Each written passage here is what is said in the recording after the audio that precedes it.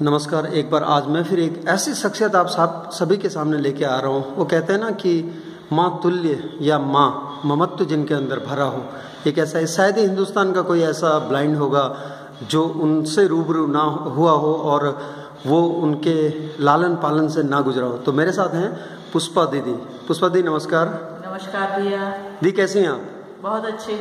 अच्छा दी, एक चीज़ बताइए कि मैं जहाँ भी जाता हूँ मैंने अक्सर आपका नाम सुना हुआ है और लोग आपसे बड़ा प्यार करते हैं, खासकर जो ब्लाइंड भाई बहन हैं वो लोग। ऐसा क्या है? नौकरी तो हर कोई कर रहा है, आप भी जॉब कर रही हैं, और आपको कितने साल हो गए इस संस्थान में?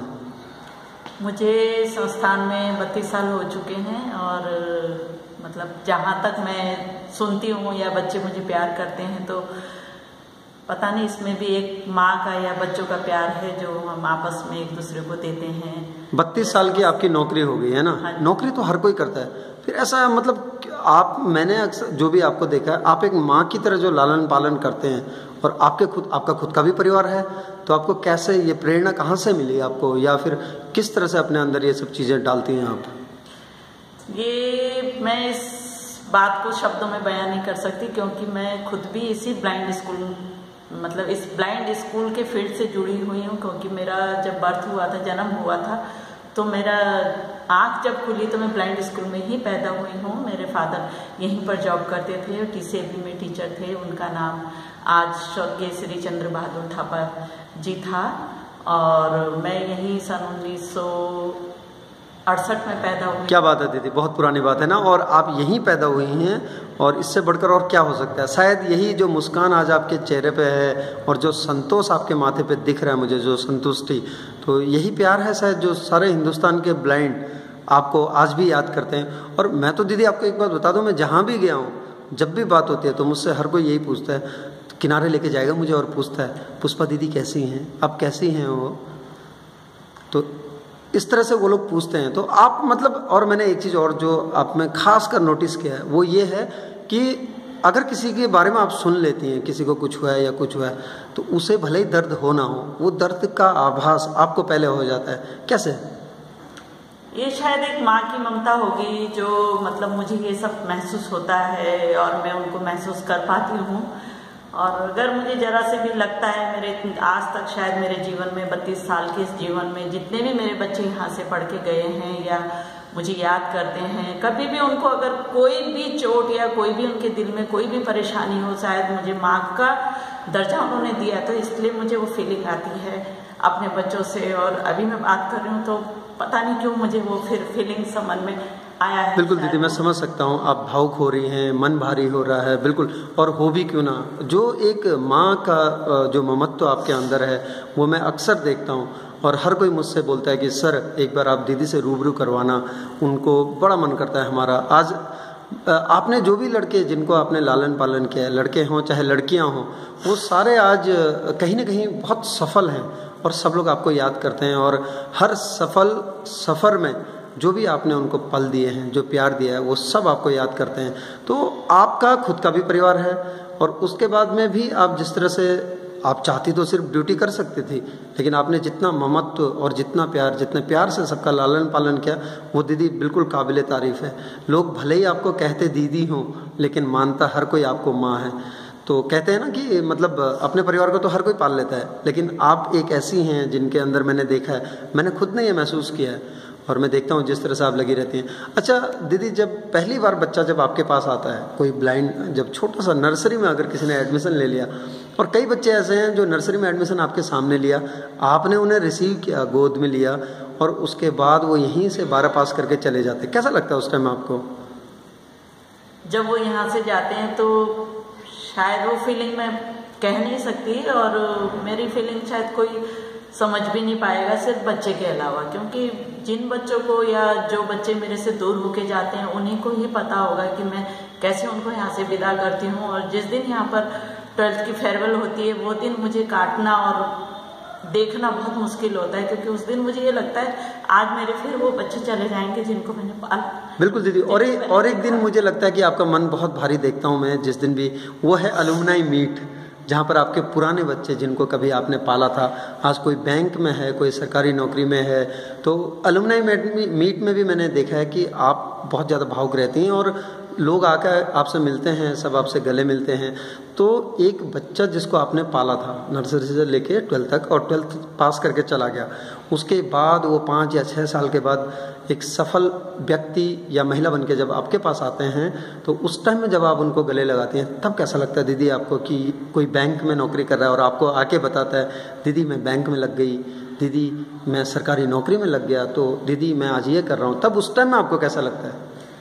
तब मुझे मतलब ये फीलिंग होती है जैसे एक माँ अपने बच्चे को पाल पोस कर, या मैंने अपने दोनों बेटों को पाल पोस कर नौकरी के लिए बाहर भेजा, तो मुझे उस टाइम ये फीलिंग होती है कि जिस दिन ये बच्चे 12th करके जाते हैं, भगवान इनको इनकी मंजिल जरूर देना और ये एक दिन आके मेरे से मिले और मुझे कहें दीदी कि हम अपनी मंजिल पा चुके हैं और आपने हमें जो सहयोग दिया, बस उनका यही 2 शब्द मेरे लिए बहुत होता है कि दीदी आपने जो सहयोग दिया, अगर सहयोग नहीं तो वो सहयोग नहीं कह पाते, वो सिर्फ प्यार कहते हैं मुझे कि दीदी आपने जो हमें प्यार दिया। तो मुझे लगता है मेरी जो नौकरी है या जो मेरी ड्यूटी है, जो मेरा कर्तव्य है, वो शायद पूरा हो गया है या होता है, और मैं आगे भी यही चाहती हूँ कि आगे भी मैं इसी तरह अपने बच्चों को प्यार देती रहूँ। शायद मेरा जीवन ही यही है और इनके बिना मैं अधूरी हूँ। क्या बात है दीदी, बहुत बड़ी बात कह दी आपने। अब चलिए मैं आपसे थोड़ी बातें करूँगा, बड़ी जल्दी करते हैं, ठीक है? और मैं आपसे पूछता हूँ दीदी, अगर आप यहाँ न होती तो?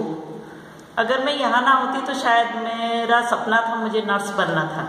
ओके, यानी कि सेवा भाव फिर भी मन में बड़ा था। हाँ, ठीक है। अगर जी एक नर्स बनना था पर वो मेरा ख्वाब अधूरा रह गया। नहीं दीदी, आपका ख्वाब बिल्कुल अधूरा नहीं रहा। नर्स बनके आप जो काम करती वही काम आप यहाँ पर बड़े लाड़ प्यार से कर रही हैं और बहुत अच्छे से कर रही हैं। इसका जो अगर सही तरह से बखान कहूँ तो बाहर वाले ही कर सकते हैं जो यहाँ से पास आउट होके जाते हैं और जो जितने लोगों ने यहाँ पे किया हुआ है। चलिए ठीक है, आपका एक सपना मैं तो कहूँगा कि सच हो गया। आपने कहा नर्स बनना, तो बिल्कुल आप वही चीज़ कर रही हैं। अच्छा, अगर आज एक बच्चा यहाँ पर आता है और उसके बाद में 12th तक आपके पढ़ता है, आप उसके बाद 5 साल तक आप उससे नहीं मिलती, 12th पास होने के बाद में, फेयरवेल के बाद नहीं मिलती 5 साल तक, 6ठे साल में आपके पास न्यूज़ आती है कि दीदी आप कैसी हैं, वही बगल में आके खड़ा हो जाता है और कहता है या कहती है दीदी आप कैसी हैं, मैं देहरादून में मेरी पोस्टिंग हुई है और मैं DM हूँ। तो कैसा लगेगा आपको उस टाइम में? ये क्वेश्चन आपने मेरे दिल का ही पूछा है, क्योंकि ये मेरे साथ हो चुका है।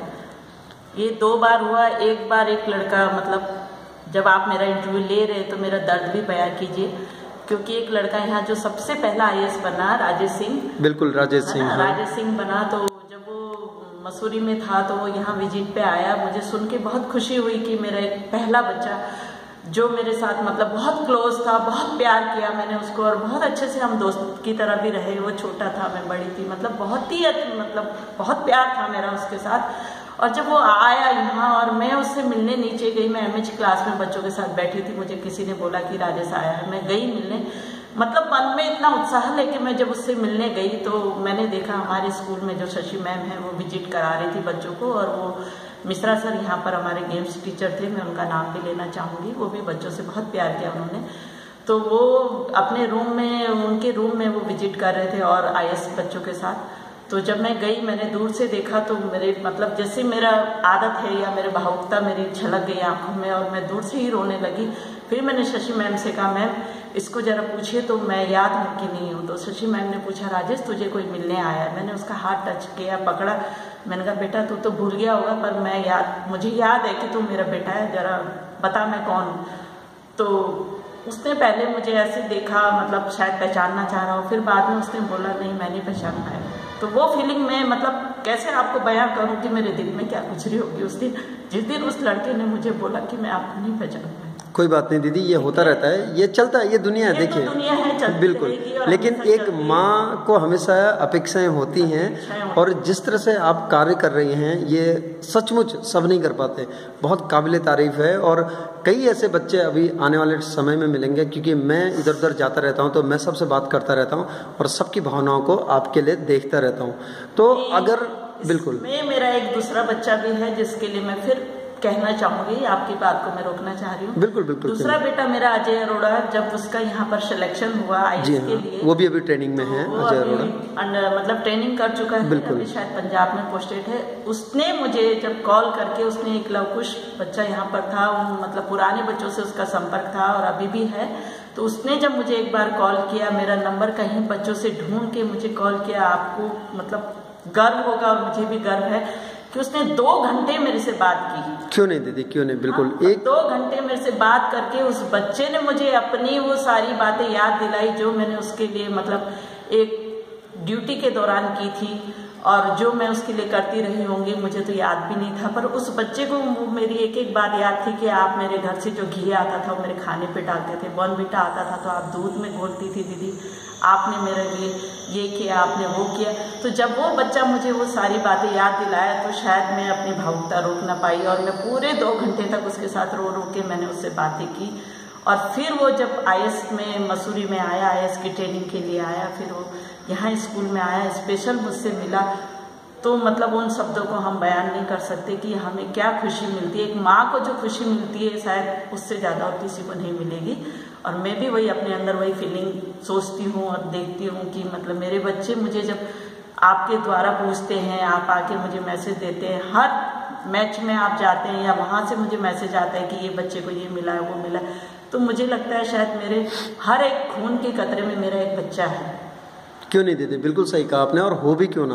तो ये थी पुष्पा दीदी, जिनको कहता हर कोई दीदी है, लेकिन माँ है ये हर कोई मानता है। और जिस तरह से आप काम कर रही हैं दीदी, और जिस तरह से आपका जो समर्पण भाव है, एक मातृत्व आप देती हैं, सिर्फ नौकरी ही नहीं बल्कि मातृत्व देती हैं, तो मैं तो सलाम करता हूँ, और शायद हर शख्स आपको सलाम करता है। और आपका आशीर्वाद सबके लिए बना रहे, और इसी तरह से आप सबको करते रहें। आपका बहुत बहुत धन्यवाद दीदी।